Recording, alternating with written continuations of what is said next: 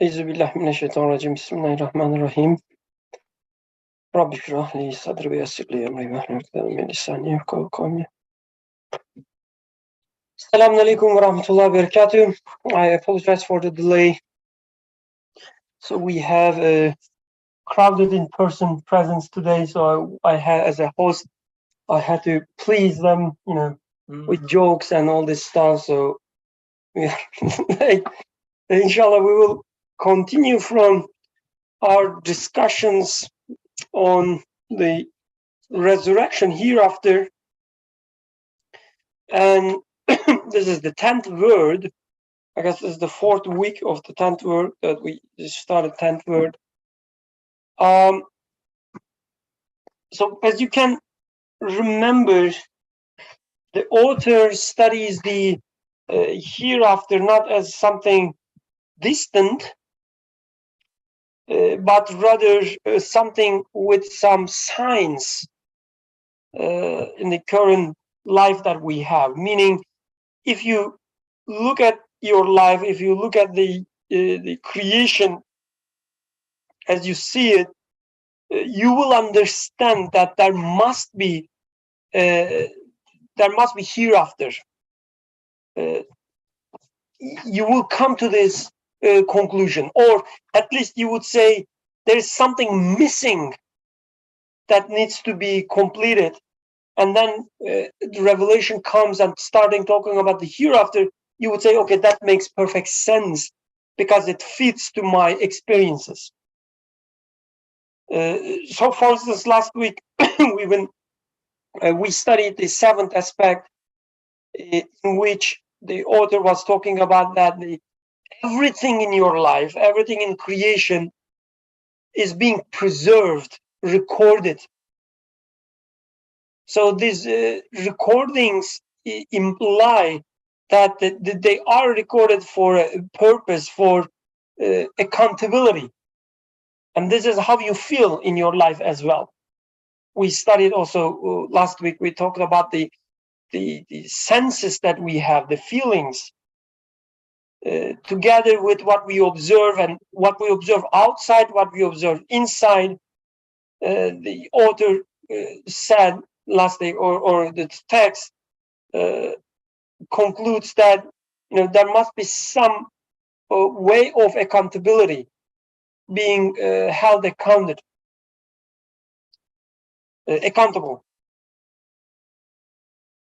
which is an indication of hereafter, a judgment,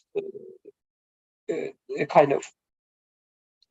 We will continue from 8th aspect, inshallah. So I will ask whether you have any questions, comments before we start. Otherwise, I will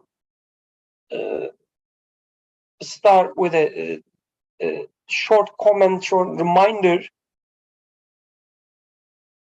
Okay, as we discussed last week, our approach here, we following a very, let's say, a specific approach, a method, which is instead of assuming that we already know everything about our religion or what revelation tells us, we're trying to understand them from, let's say, scratch. Meaning with every discussion, we assume that we are trying to refresh our iman, our belief, as Prophet ﷺ recommended us. He said, refresh, not the refresh, I don't remember the better English word there. Rejuvenate, maybe? So renew, yes, renew. Renew your belief through saying, by saying La ilaha illallah, right? And we take this by saying La ilaha illallah, not only just articulating it, but also trying to understand it, trying to study it. So for instance, if you are studying hereafter, we would study all these false claims and go through the journey of La ilaha. So there is no God, meaning this claim is wrong, this claim is wrong, and then come to a conclusion which makes sense. Illallah, right? So this is our method. So, and the author follows this method as well. And when he studies hereafter, he does not say simply, oh, of course there's hereafter because Quran says so. Or we are Muslim, we know that there is hereafter. But rather as if trying to explain, let's say a child, but not 3 years old, maybe 15 years old child, trying to explain what hereafter means from our standpoint, like our point of view. Of course, it's not talking about the gaib. It's not saying that, okay, I'm describing the hereafter, but rather what hereafter means to us. How it fills a huge gap in our life that we need hereafter. And when we accept hereafter as taught by Quran, then our life, our existence, our purpose in this life is now complete. Meaning, without believing in hereafter, you would feel not complete, partial. This is the claim of the author. This is the method of the author. Rather than saying that, yeah, I believe in hereafter because I'm a Muslim, he says, let me show you, without belief in hereafter, you feel partial. Your life is purposeless. You cannot stand it. So believing hereafter is a is a need that you have. It's not external. It's not that, one day a prophet came and told people, do you know what, guys, from now on, you will start believing this and that. I know it doesn't make sense to you, but you will still believe in. But rather, when prophet came with the revelation, people thought that, yes, this is the thing that we needed. This is what we need. Now it enlightens my life. Now it enlightens my mind. Now I feel that I'm a complete human being. I'm not a slave anymore. If they were slave, for instance. I'm not, sorry, I'm not following the false paths that would lead me destruction. But through this revelation, I can see, I can feel that I'm following the right path that would lead me to salvation. So this is the way, at least I see the revelation. It's not external. It's not giving me things to believe without any reason, any purpose. Or you have to believe this because I say so. But rather, Birkan, I know your need.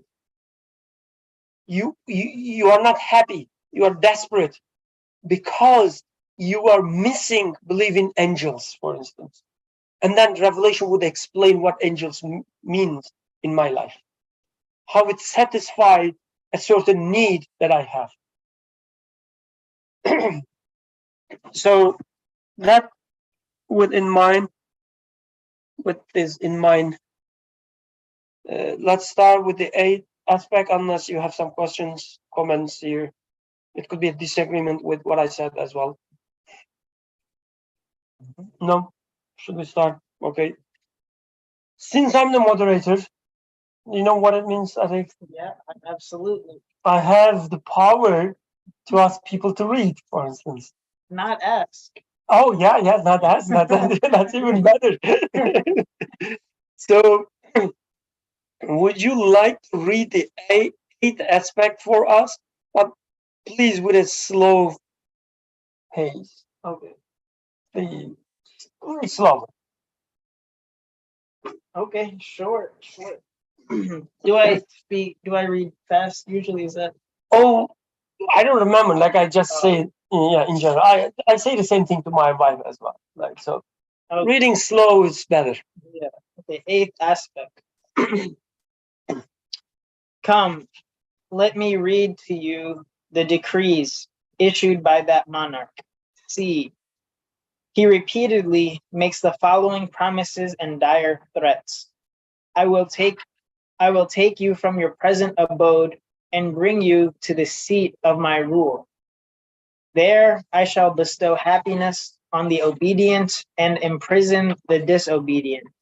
Destroying the temporary abode, I shall found a different realm containing eternal palaces and dungeons. He can easily fulfill the promises that he makes of such importance for his subjects. It is, moreover, incompatible with his pride and his power that he should break his promise.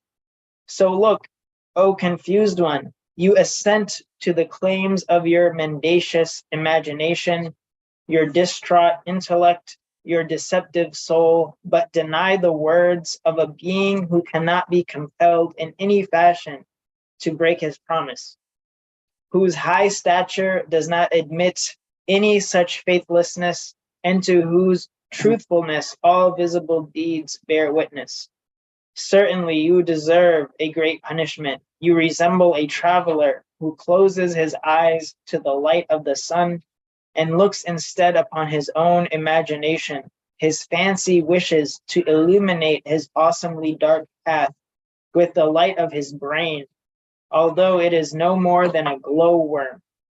Once that monarch makes a promise, he will by all means fulfill it. Its fulfillment is most easy for him, and moreover most necessary for us and all things, as well as for him too, and his kingdom. There is therefore a supreme court and a lofty felicity. That was a great speech. Yeah. So just as a reminder, the text is talking about a monarch, some decree and all this stuff. So just to remind, the text is about a analogy. Like author said, we will study hereafter, but to make things clear, let me give you a story first. Not a story about what is it called? Parable? Yes, parable. Exactly. Let me give you a parable. He said, imagine two people, find themselves in a place where everything is created, everything is in an orderly fashion, not creation. He's not talking about the creation. This is a parable. He said everything is in perfect order. So there must be a monarch ruling over this country and so on and so forth. It was a parable. Okay. So the author does this all the time because he says this is also the method of the Quran. Quran also talks in parables. So he said, okay, I will give you the parable first. We will imagine two travelers, and they will. One of them is denying that there must be, let's say, a final destination for their travel. The other one says, no, don't you see that everything points to the fact that this the place that we live one day will be destroyed and it will be renewed by something else, and there will be as he concluded this part, there will be a supreme court and a lofty felicity. So the one friend, one of them is the wise one. He explains the other one, don't you see this, don't you see that, all this refers to, indicates there must be a supreme court one day. So again, that's the reason he's talking about a monarch, for instance. It's part of the parable. And then in the second part of this 10th word, he will start talking about the truth, meaning he's listing 12 aspects, 12 kind of a discussion about this parable. And then he will say each of these aspects actually refers to a truth in our life. But let's talk about the parable first to get things more, easy to imagine, to bring things to our closer to our minds, because we cannot think about the hereafter directly. He says, let's talk about the hereafter using some parables. Anyway, that's the reason he's talking about the monarch. And in this 8th aspect, he says, okay, we studied what is the country, the creation, in other words, refers to, right? We studied the order in the country. We studied the justice in the country. We studied that everything being preserved by these photographers in the country. So they all indicate that there must be such a place, or hereafter, resurrection, Supreme Court, actually. Now in 8th aspect, he says, okay, we studied the place itself. Let's also look at what the monarch himself, what he says, which refers to the revelation in the truth. But in parable, it's what monarch says. And it says when we look at the monarch, when we listen to monarch himself, rather than just studying the country and the people there, he also says the same thing. Like he also confirms my conclusions, the wise person says. He says, come, let me read to you the decrees issued by this monarch. He also says the same thing, that one day I will demolish this creation or this country and renew it. I will, sorry, I will bestow happiness on the obedient ones. And I'm sorry.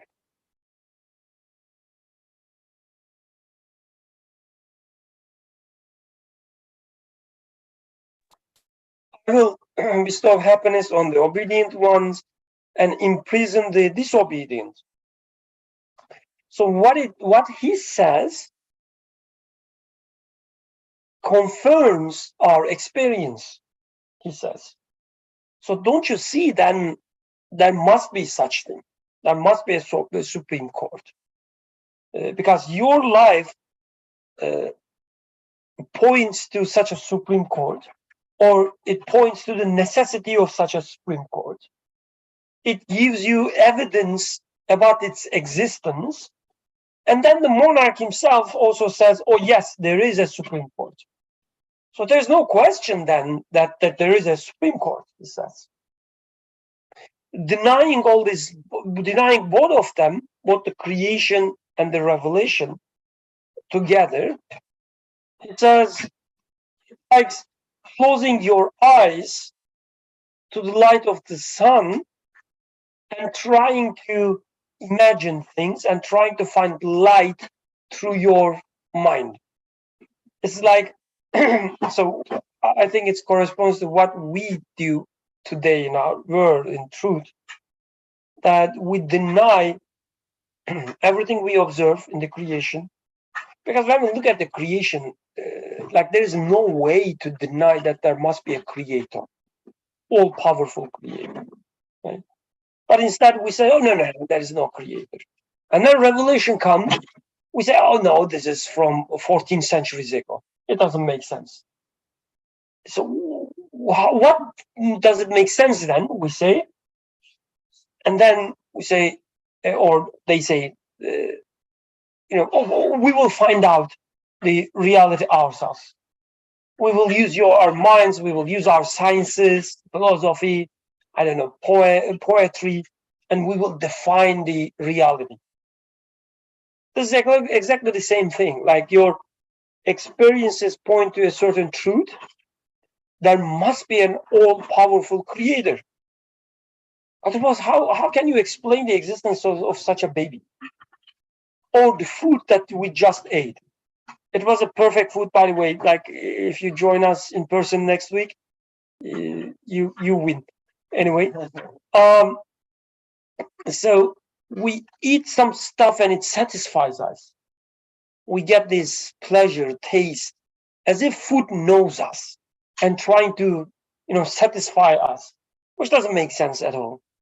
So there must be, whatever makes this food exist, also the same source that makes me exist. So all our experiences point to this fact anyway. And the revelation, which claims to coming from the same source, same creator, says the same thing. That I'm the one who creates food, I'm the one who creates you, I am the one who creates the taste that you get. And I say, yeah, Alhamdulillah, this fits. This is what I experience. So I guess you can apply the same method here and say that everything you have in your life tells you, sometimes clearly, sometimes, let's say, not clearly, that there must be something beyond that. You realize that justice is not fulfilled in its complete sense in this world. You say there must be another place where I will experience the complete justice. I see the beautiful things, but they leave me quickly, as if they are wasted. But at the same time, I look at the creation and I see nothing is being wasted, actually. So there must be some place where nothing lives, nothing disappears. It's like the everlasting place, existence, or whatever. And then revelation comes, the degree of the monarch in the parable. Revelation comes and tells the same thing. It does not only say the same thing, actually, it says more. So I only conclude that there must be something, right? There must be a Supreme Court kind of thing. And God says, the revelation comes and tells me that, yes, there will be a Supreme Court in such and such way. So it enlightens me. And now I can say, okay, now I feel complete. Otherwise, like having gaps in your life, having gaps in your understanding would hurt you as a human being. Like imagine the Bushra is given to me, I'm playing with her, and all of a sudden she disappears. I said, what's going on? And then 3 weeks later, she comes again. I again get used to her. I play, then she disappears. It doesn't make sense, right? It's like a torture. I cannot accept this. I need an explanation what's going on. I need a purpose. I need to know that whatever is going on fits to my humanity, my needs. And believing hereafter fulfills such needs. Revelation comes and tells me, yes, Birkan, there are some gaps in your life. I know you are asking what happens people who were bombed yesterday. They were just trying to, I don't know, eat their meal, and then a terrible group of people killed them, from your, at least, point of view. I know you are asking what happened to them. I know you are asking, where is justice? Revelation says, don't worry, justice is there. So without such an explanation, without revelation showing me the justice, explaining me how just it is, I am lost. I spoke a lot, so I need other people to comment, ask questions, and so on. I think. No? Oh, Ashanar, please go ahead. Assalamu alaikum. Yeah, I just thank you for introducing us to the topic and sharing your thoughts. I just had a few comments on the text. One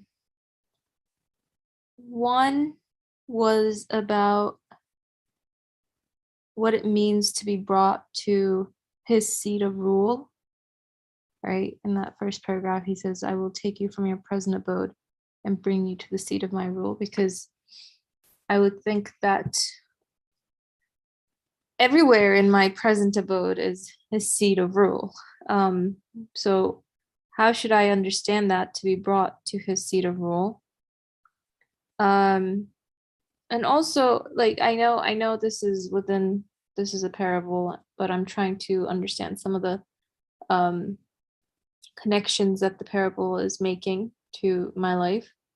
I'm wondering about the necessity of destroying that temporary or temporal abode.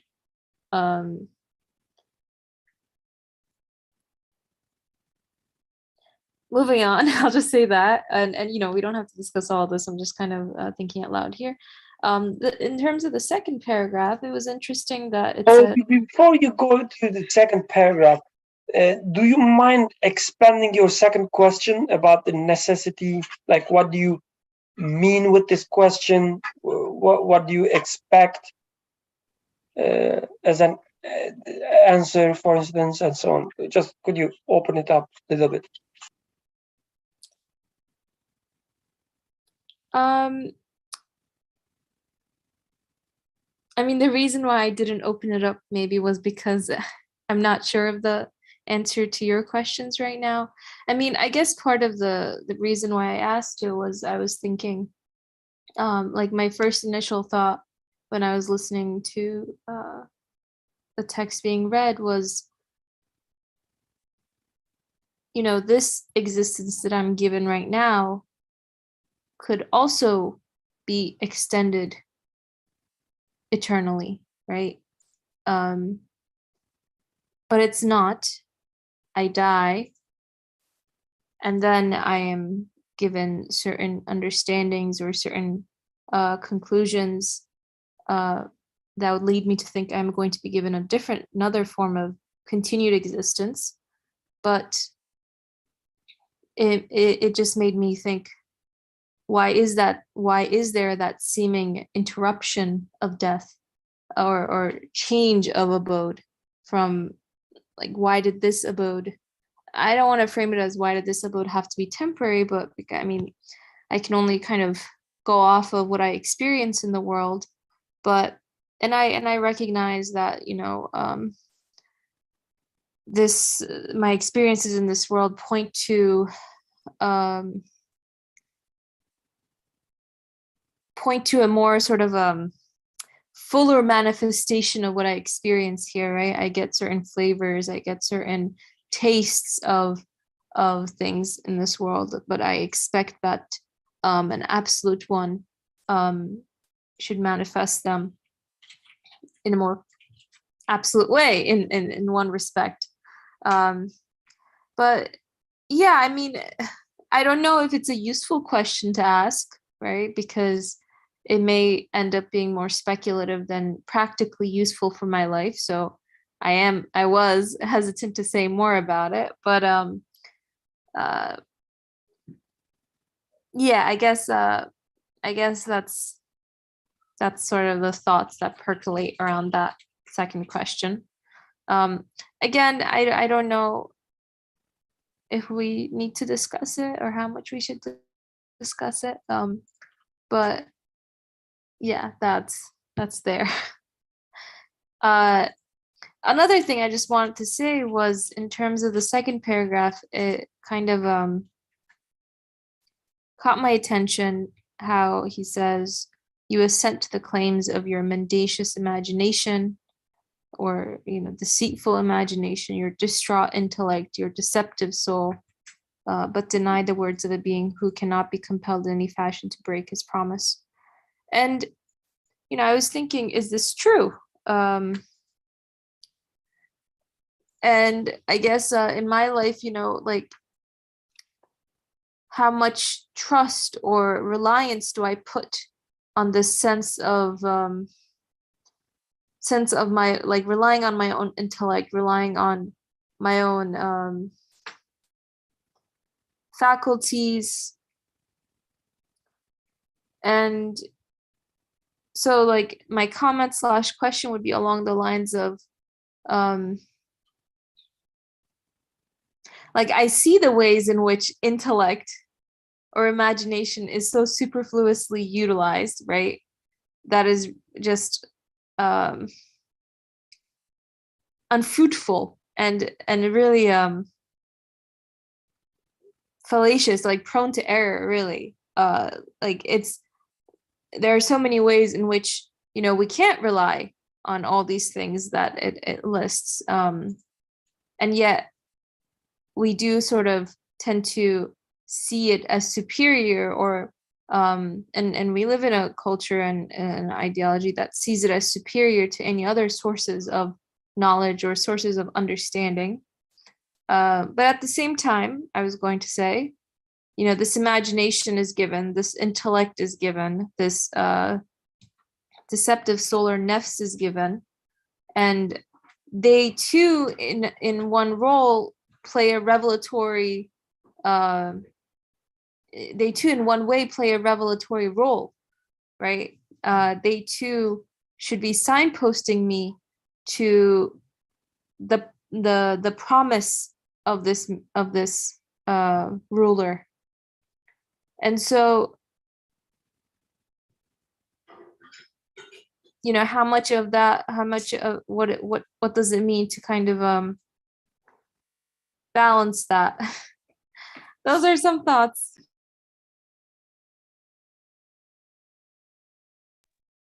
Okay, let's start one by one, inshallah.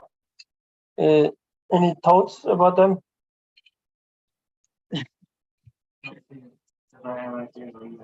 Sorry? I like to hear what you have to say. Oh, so I'm in spot, I guess. So the last question or the comment, I might get it wrong, but I guess if I'm getting it right, which I highly doubt, I think there's nothing wrong with using imagination, intellect, or soul, your nafs.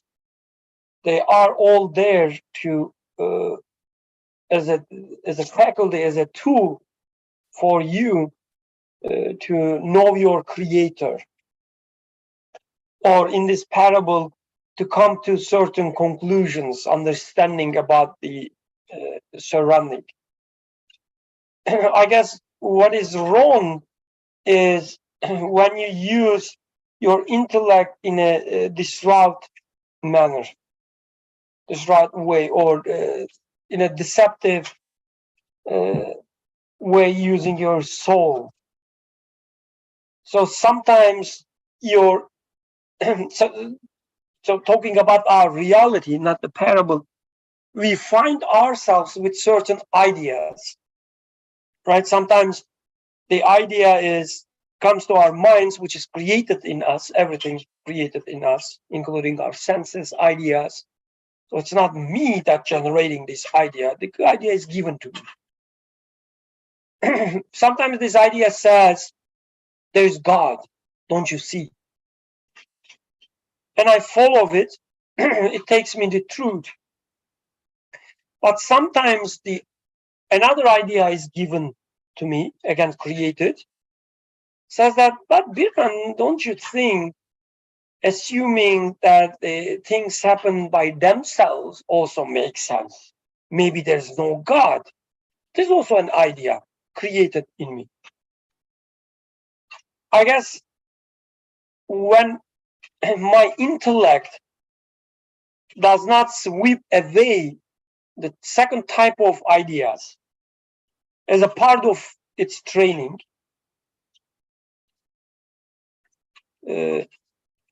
so in schools, for instance, right, you cannot always make the right things, make right decisions. It never happens. And this is actually part of your training. You have to fail. Failure is sometimes, and most of the times, better than success to get educated. So these kind of ideas are given to you so that you study them and see there is no truth in them. And by doing so, your belief will increase. So I think this is what it is meant in this paragraph, like when he says your distraught intellect, your deceptive soul, your mendacious, whatever it is, the imagination. So there is nothing wrong with the imagination itself. It is wrong when you follow baseless imaginations. Otherwise, to know your creator, to know about the monarch in this example, you have to use your imagination. You have to use your intellect. You have to use your nafs. So this is the third question, as far as I understand, third comment. So the first one, I guess you ask about why the author is talking about the seat of my rule. I guess a better translation would be capital. It's like, I will take you from the present abode, wherever you live in the parable. I will call you to the capital, to my presence, monarch says. And there I will judge you. Something like that.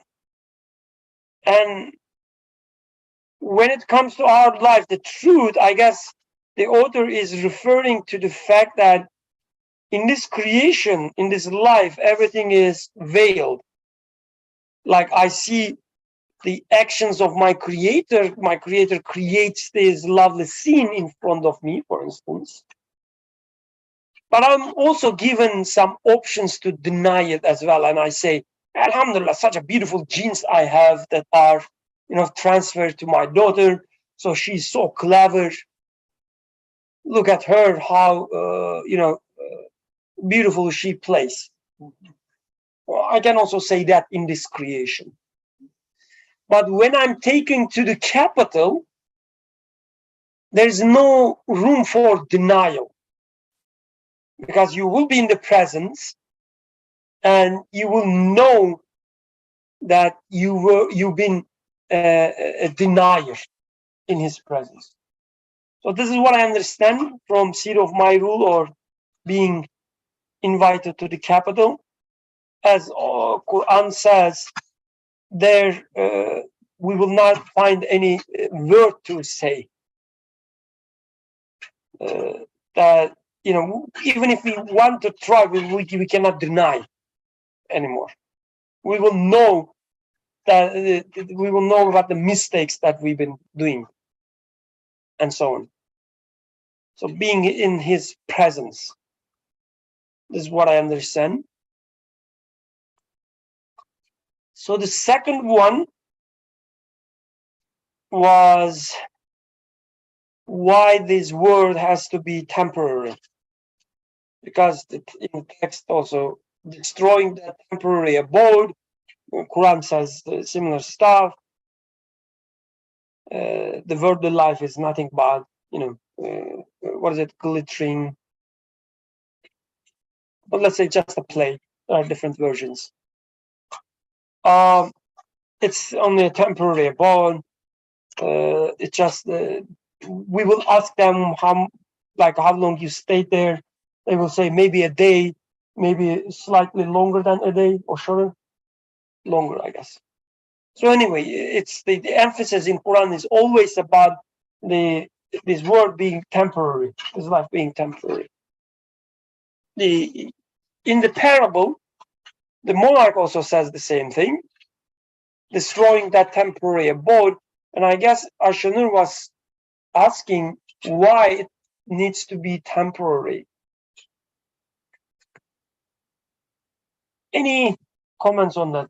Even about the question, even if you cannot, give any answer, do you have any comments about the question itself? Why this world needs to be temporary? I mean, how can there be? A little louder, so that they can hear you. I think how can there be complete justice if this world was not temporary? If people were not eventually called to account and called to that Supreme Court.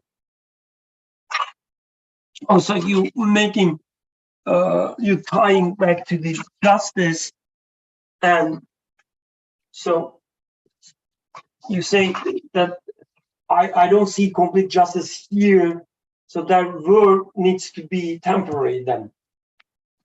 Yeah, Okay. there's one connection. Yeah, yeah. Any other comments?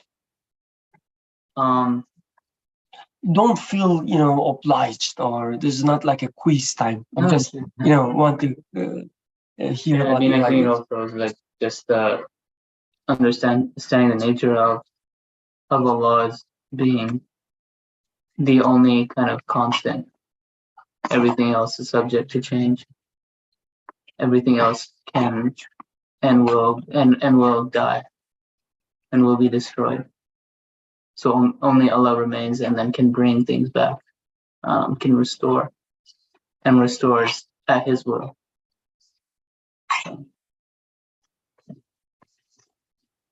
I mean, for me, I think the root, maybe the root of this question or the prerequisite is to understand what the purpose of the creation is for, right? I mean, of course, Allah could have just created a heaven and everyone could have just inhabited it and there would have been no, I don't know, no sin, or, we just live happily, and, that could have been a possibility, but it was chosen not to be that. So there must have been another intention for the world.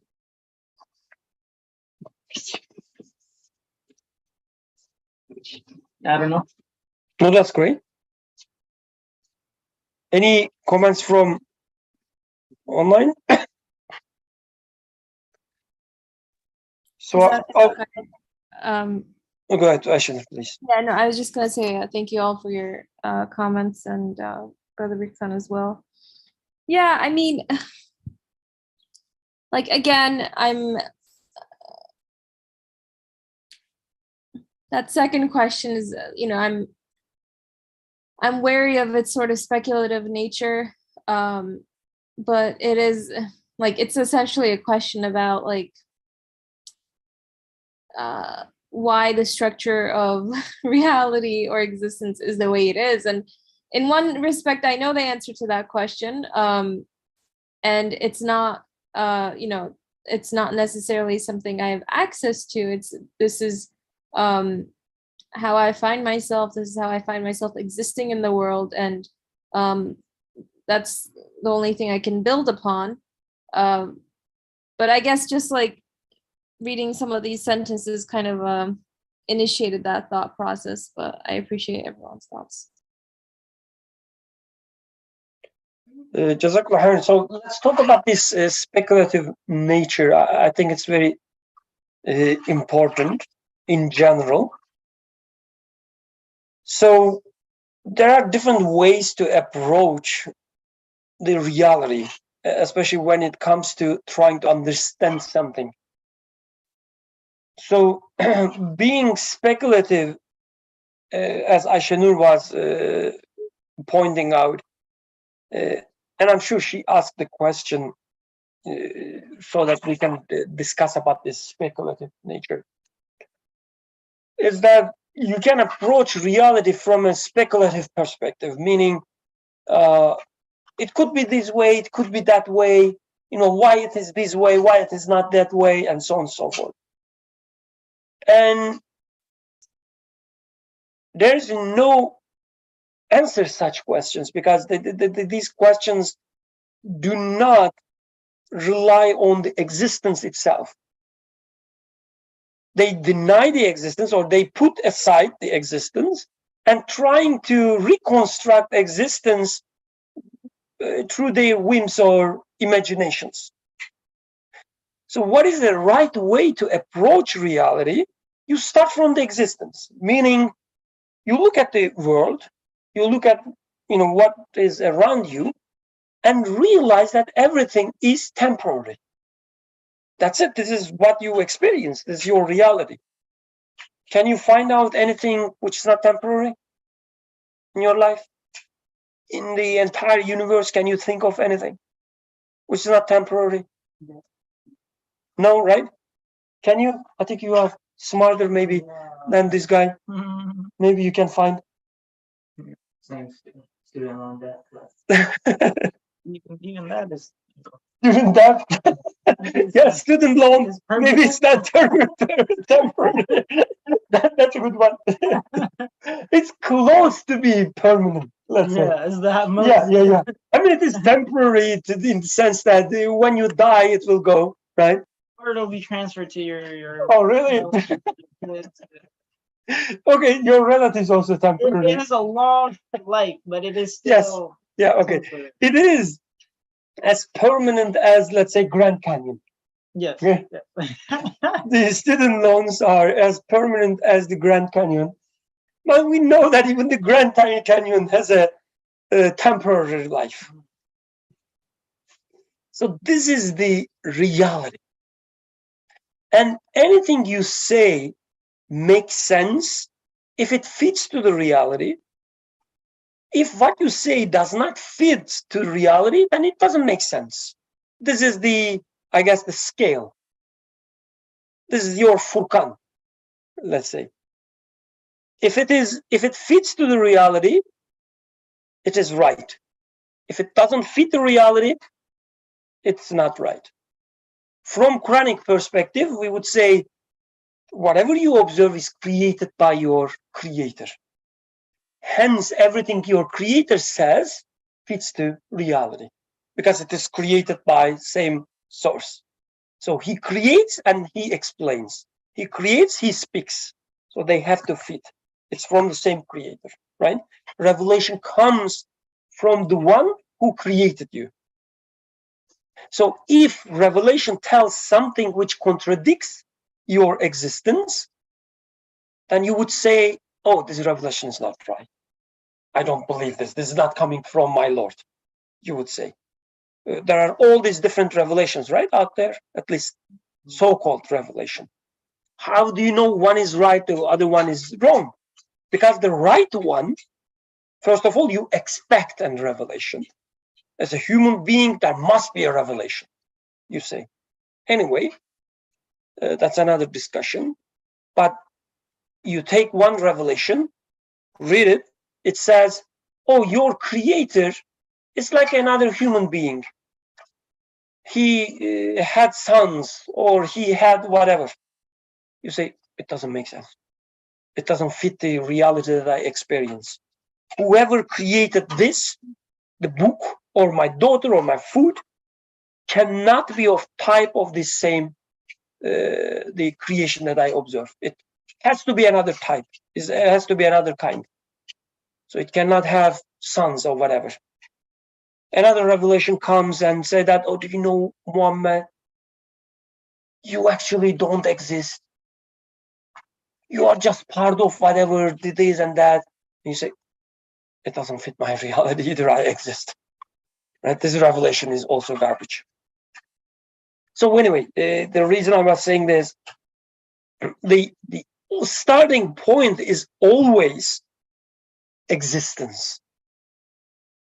So you say everything in my life is temporary. That's it. Oh, but does it have to be temporary? Yes, it has to be temporary because it is temporary.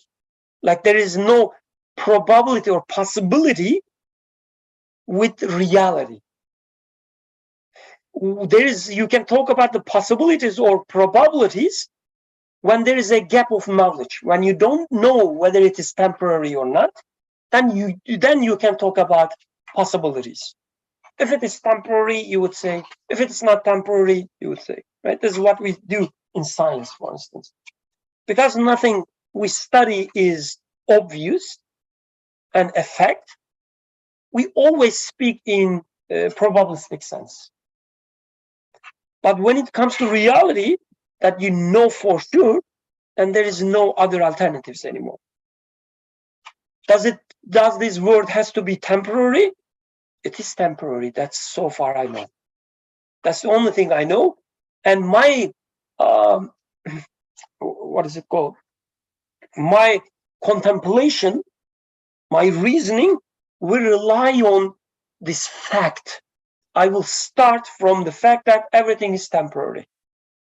Some other people would do speculative thinking and say that, let's imagine that this world is not temporary. Let's imagine a particle which is a permanent.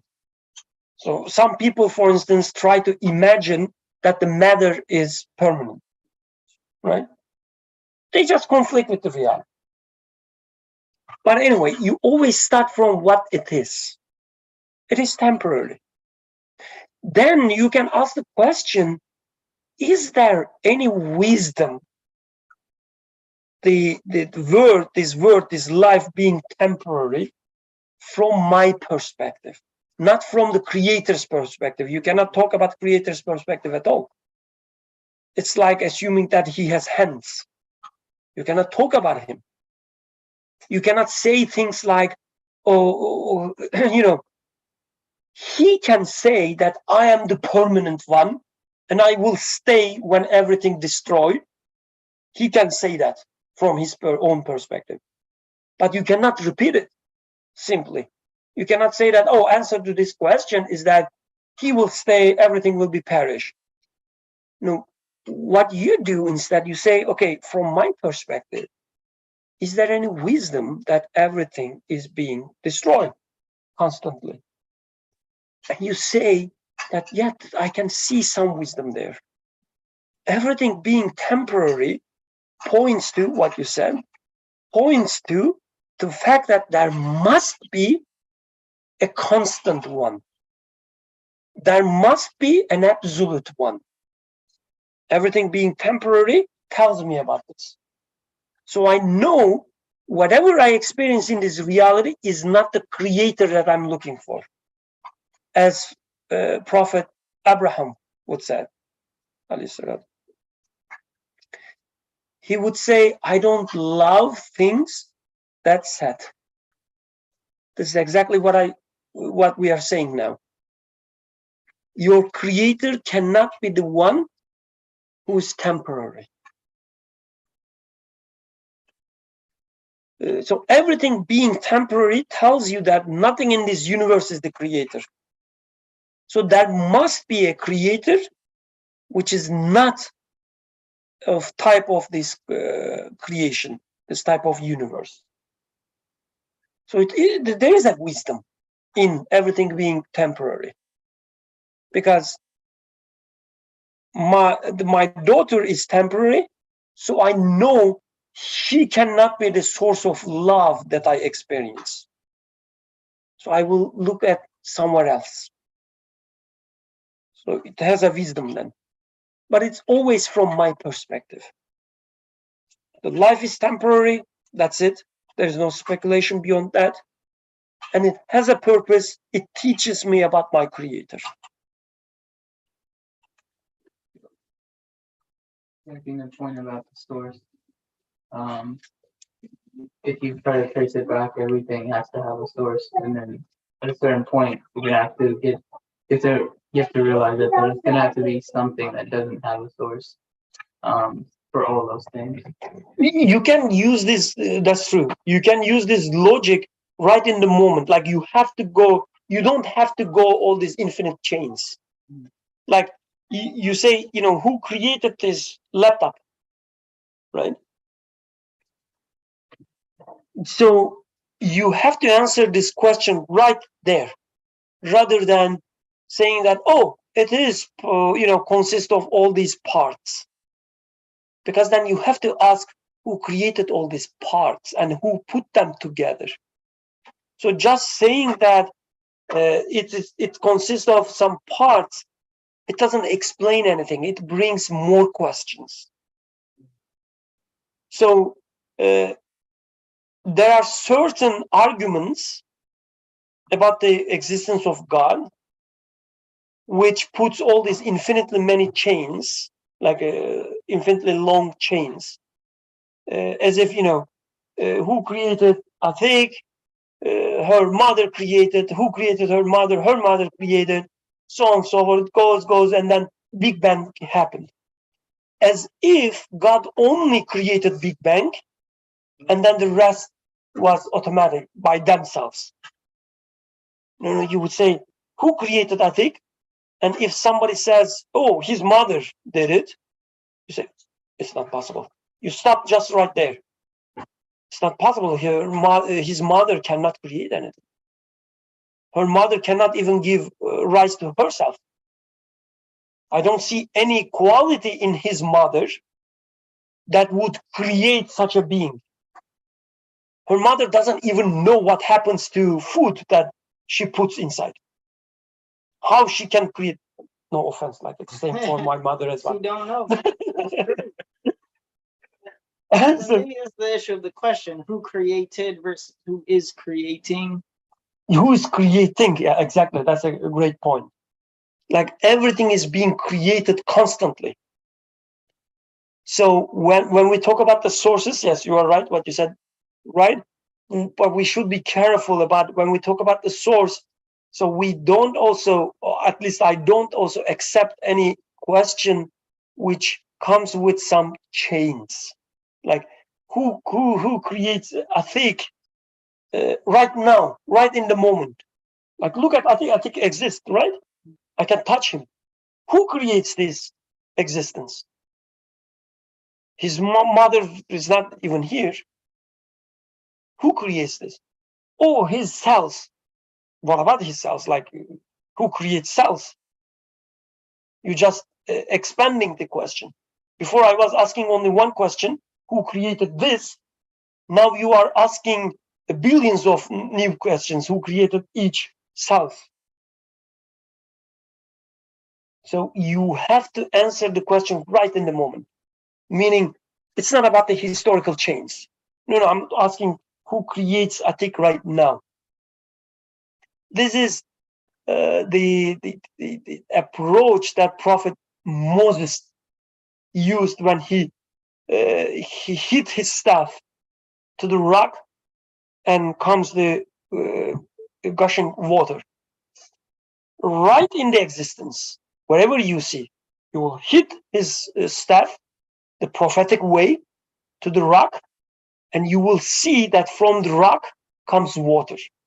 You will ask, who creates Atik? Somebody says, oh, forget about Atik. Let's look at his mother, his genes. No, you would say, you will take the stuff of the Moses, hit the rock, and see within this rock comes all the beautiful names of the Creator. Look at these beautiful eyes. There must be one who beautifies and one name of the Creator. Look at this extended intellect. There must be one who knows everything. This is what he says with his existence, right in the moment. Look at the qualities you see in the existence. Whatever you are questioning, I think Apple, look at the qualities, what qualities you see there. And ask the question whether these candidates that people suggest you, oh, it's atoms that creates Apple. You would say, do they have any quality that resembles the quality that I see in the apple? That I get pleasure from the apple. The atoms have are the source of pleasure. This is what you mean? Look at this beautiful color. Do you mean the atoms painting this apple? Look at the qualities and question them. Who is the source of these qualities? So this is what I mean with starting from the existence.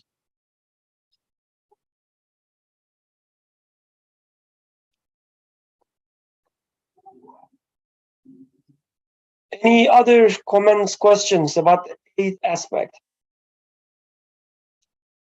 So to my understanding, 8 aspects says what you get from revelation fits what you experience. Hence, you don't have much doubt about hereafter anymore.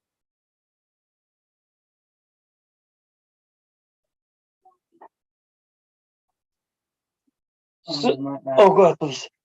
So I think this was the third question that Aisha asked about you assent to the claims of your mendacious imagination, your distraught intellect, your deceptive soul.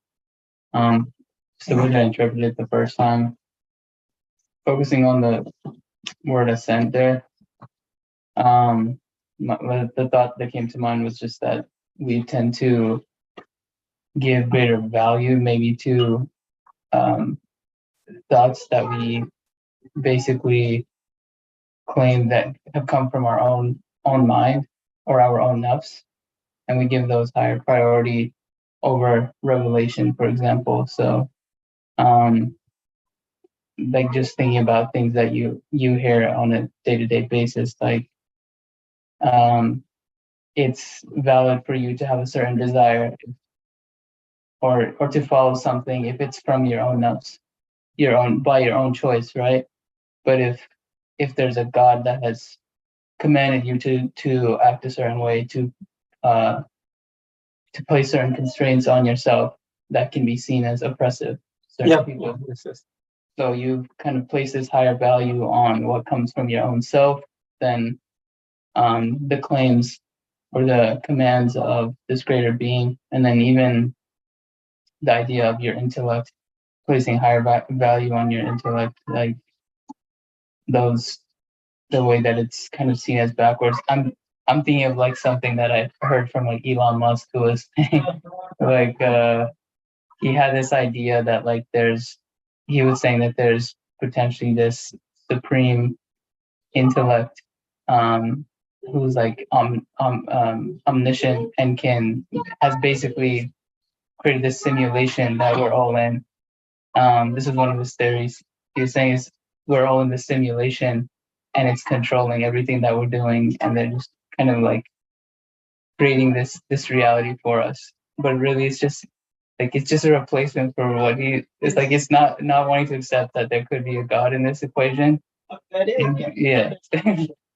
But it's like an idea that's come from intellect and using scientific terms. So like that is seen as something that people are willing to explore versus something that's come from a revelation is something that they might claim to be backwards. So it's just, to me that word of assent means like it's just placing a greater value on things that come from yourself that you can ascribe to your own intellect, your own desire, your own needs, as opposed to something that's come from, external source, from a God that's commanding it for you to follow. That's a great point. I would say, but our belief does not come from external. It comes from ourselves and maybe our own experience, as we've been discussing. That we might see the world is temporary, so we can confirm that there's a God. It's not that the book appeared in our hands and we read it and it said there is a God. So at some point there is a internal part of it, and maybe that's his expression of his own internal understanding, and that's closer to what we're doing here. So from one aspect, yes, everything is internal. Yeah. From another aspect, everything you think belongs to you, including your ideas and belief even, is being created. You are not the source. Yeah. Right? So it's funny, like when we say, it's my idea, hence it has a higher priority, which is completely true. Like this is how our society is built today. That we have to glorify something, right? So it's really interesting. Like no matter how much we did not try to deny, we cannot deny certain things that Revelation talks about. So for instance, the first thing Revelation says after Bismillahir Rahmanir Rahim, at least in the current order of the Musaf, what is it? Alhamdulillahi Rabbil Alamin, right? Alhamd. The revelation talking about hamd. And no matter how much we try to deny, we cannot deny that there is hamd in our experience, in our life. And we have to attribute it to something.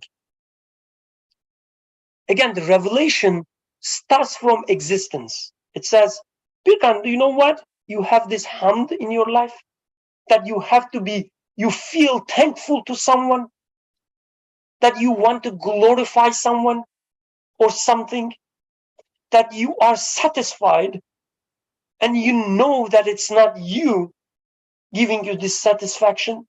You feel, what is the word for, like if you have a loan to someone, you feel, indebted. yeah, and that to someone, like however you define hamd, there is such thing in you, right?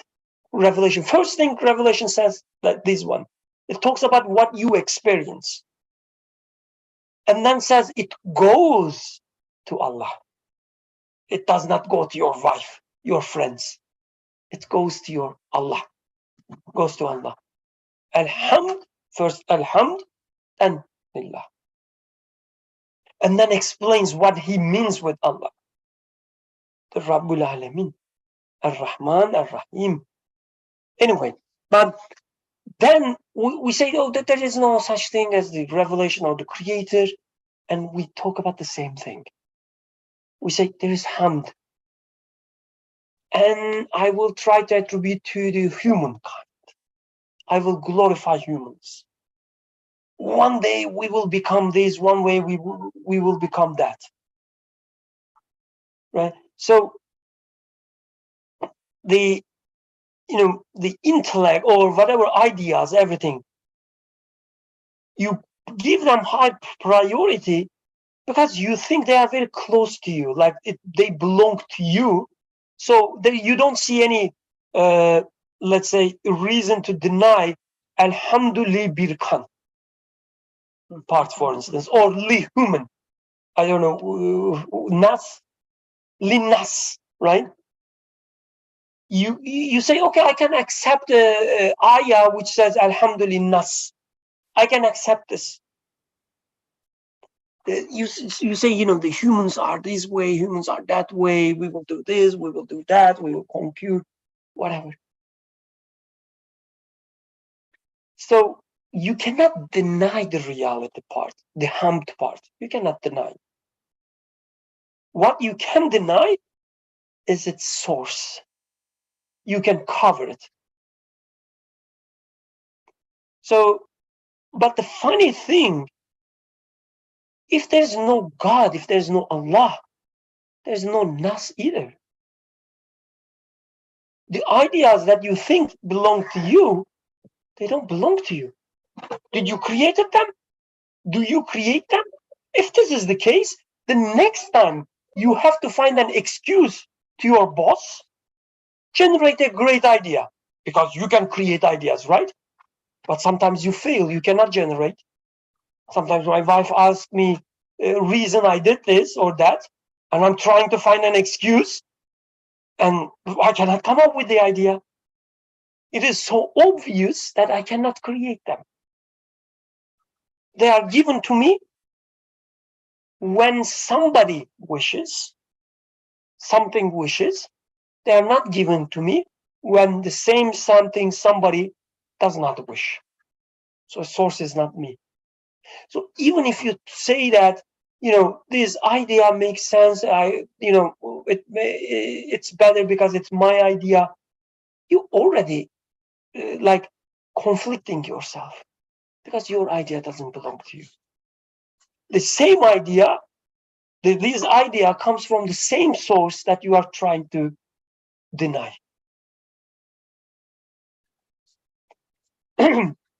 So anyway, the denial has to be the awkward, or what is the right word? Has to be mistaken, but in a bad way. Like, anyway, You got the idea, I guess. There is never, ever a basis for denial. Because if you want to deny the existence of all-powerful creator, you have to deny first the existence itself. You have to deny the existence of your ideas. Because if you start from that, I have an idea, you already accepted that there's a creator. Because if your idea exists, if you exist, there must be a creator of this thing. And it's not you. You know that.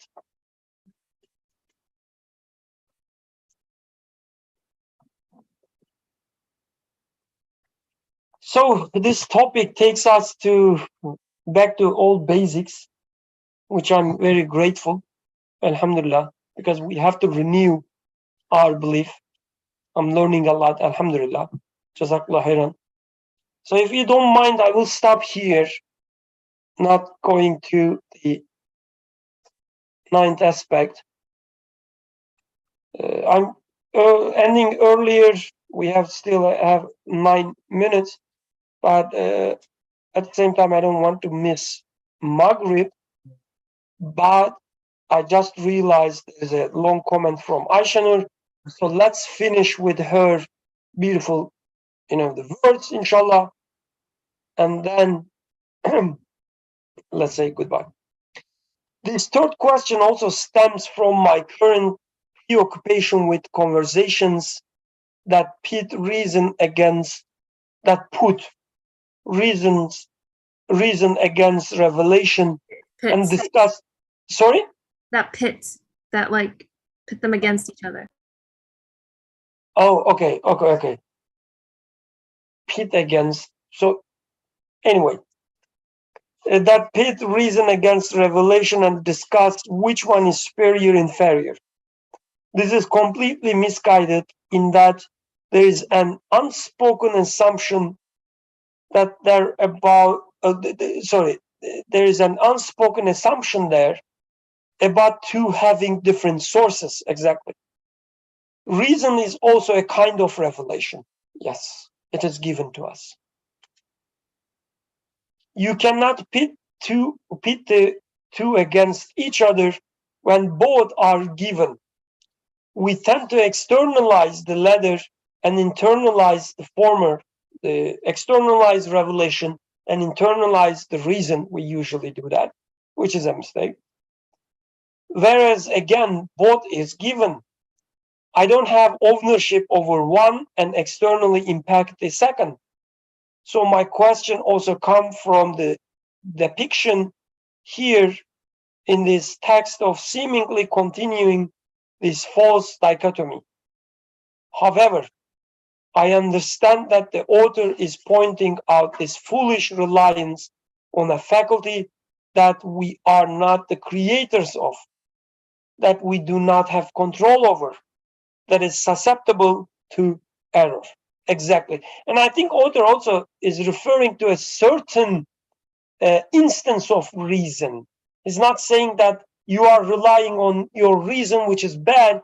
He says you are relying on this specific idea, which is, though there's no monarch, there won't be a hereafter. I think the imagery.